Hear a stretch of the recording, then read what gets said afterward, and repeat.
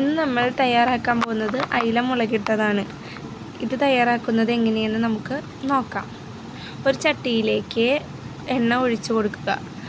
എന്നിട്ട് അതിലേക്ക് 1/2 ടീസ്പൂൺ ഉലുവ ഇട്ട് കൊടുക്കുക. ഉലുവ പൊട്ടി കഴിയുമ്പോൾ നമ്മൾ അതിലേക്ക് വെളുത്തുള്ളിയും ഇഞ്ചിയും ചെറുതാക്കി അരിഞ്ഞത് ചേർത്ത് കൊടുക്കുക. നന്നായി ഇളക്കി യോജിപ്പിക്കുക. വെളുത്തുള്ളിയും ഇഞ്ചിയും ഒരുപാട് വഴണ്ടാതെ പ്രത്യേകം ശ്രദ്ധിക്കണം. എന്നിട്ട് അതിലേക്ക് പച്ചമുളക് ഇട്ട് കൊടുക്കുക. ഇത് നല്ല എരിവുള്ള പച്ചമുളകാണ്, അതുകൊണ്ട് ഇത്രയേ ഇട്ട് കൊടുത്തിട്ടുള്ളൂ. എന്ന് നന്നായിട്ട് മിക്സ് ചെയ്യുക. ഇതിലേക്ക് നമ്മൾ അടുത്തതായി ചുവന്നുള്ളി ചെറുതാക്കി അരിഞ്ഞത് ഇട്ട് കൊടുക്കുക.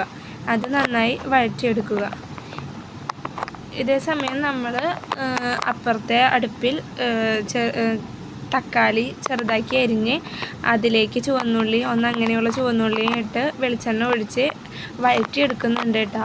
അത് എന്നിട്ട് മിക്സിയിൽ അടിച്ച് ആ പേസ്റ്റും കൂടെ ഇതിൽ ചേർത്ത് കൊടുക്കണം. അപ്പോൾ അതിന് വേണ്ടിയിട്ട് നമുക്ക് തക്കാളിയും ചുവന്നുള്ളിയൊക്കെ നന്നാക്കി ചെറുതാക്കി അരിഞ്ഞിട്ടാണ് വഴറ്റുന്നത്. എന്തുകൊണ്ടാണെന്ന് വെച്ചാൽ ചെറുതാക്കി അരിഞ്ഞ് കഴിഞ്ഞാൽ തക്കാളി പെട്ടെന്ന് വഴണ്ടി കിട്ടും. അതുകൊണ്ടാണ് തക്കാളി ചെറുതാക്കി അരിഞ്ഞ് വഴറ്റിയെടുക്കുന്നത്. ഇത് മിക്സിയിൽ അടിച്ച് ഇട്ട് കൊടുക്കുന്നത് വഴി കറിക്ക് കട്ടി കിട്ടാൻ നല്ലപോലെ സഹായിക്കും. അതുകൊണ്ടാണ് ഇങ്ങനെ ചെയ്യുന്നത്. ഇതാ നമ്മുടെ ചുവന്നുള്ളി നന്നായി വഴണ്ടി വന്നിട്ടുണ്ട്. അതിലേക്ക് മല്ലിപ്പൊടി, മഞ്ഞൾപ്പൊടി, മുളക് പൊടി ആവശ്യത്തിന് ഇട്ട് കൊടുക്കുക. അറിയാത്ത ഒരാളാണെന്നുണ്ടെന്നുണ്ടെങ്കിൽ 2 ടീസ്പൂൺ മല്ലിപ്പൊടിയും 1 ടീസ്പൂൺ മുളക് പൊടിയും 1/4 ടീസ്പൂൺ മഞ്ഞൾപ്പൊടിയും ഇട്ട് കൊടുക്കുക. എന്നിട്ട് നന്നായി വഴറ്റിയതിന് ശേഷം തക്കാളിയും ചുവന്നുള്ളിയും കൂടി മിക്സിയിൽ അരച്ച് നമ്മൾ വെച്ചിട്ടുണ്ടല്ലോ, അത് അതിലേക്ക് ഒഴിച്ചു കൊടുക്കുക. എന്നിട്ട് നന്നായി ഇളക്കി യോജിപ്പിച്ച് എണ്ണ തെളിയുന്നത് വരെ കാത്തു നിൽക്കുക. അതിലേക്ക് കുടംപുളി ഇട്ട് വെച്ചിട്ട് ആ വെള്ളവും കുടംപുളിയും ചേർത്ത് ഒഴിച്ചു കൊടുക്കുക. ഇത് ഞാൻ മീൻ എന്ത് ചെയ്തെന്ന് വെച്ചാൽ മഞ്ഞൾപ്പൊടിയും ഉപ്പും ഒരു തരി മുളക് പൊടിയും ചേർത്ത് വേപ്പിലയും ചേർത്ത് നന്നായി തിരുമ്മി വെച്ചതാണ്. മീനിലേക്ക് ഉപ്പ് പിടിക്കാൻ എളുപ്പത്തിന് വേണ്ടിയിട്ടാണ് അങ്ങനെ ചെയ്തത്.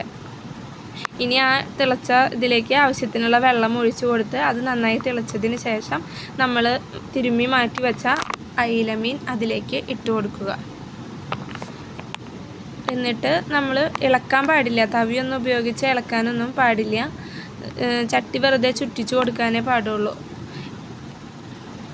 എന്നിട്ട് നമ്മൾ വെയിറ്റ് ചെയ്യുക. ഇപ്പോൾ അതേ മീൻ നന്നായി തിളച്ചുകൊണ്ടിരിക്കുകയാണ്. 1-2 മിനിറ്റിനകം മീൻ നന്നായി തിളച്ച് വെന്ത് വരുന്നതായിരിക്കും. വെയിറ്റ് ചെയ്യുക. നല്ലോണം തിള വന്നു കഴിഞ്ഞാൽ പച്ച വെളിച്ചെണ്ണ ഒഴിച്ച് 2 തണ്ട് വേപ്പിലയും വയ്ക്കുക. പച്ച വെളിച്ചെണ്ണ ഒഴിക്കുന്നതും വേപ്പില ഇടുന്നതും ഞാൻ വീഡിയോ എടുത്തിട്ടുണ്ടായിരുന്നില്ല. അതുകൊണ്ടാണ് ഞാൻ പറഞ്ഞത് ഇങ്ങനെ ചെയ്യുക. അപ്പോൾ സ്വാദിഷ്ടമായ അയിലക്കറി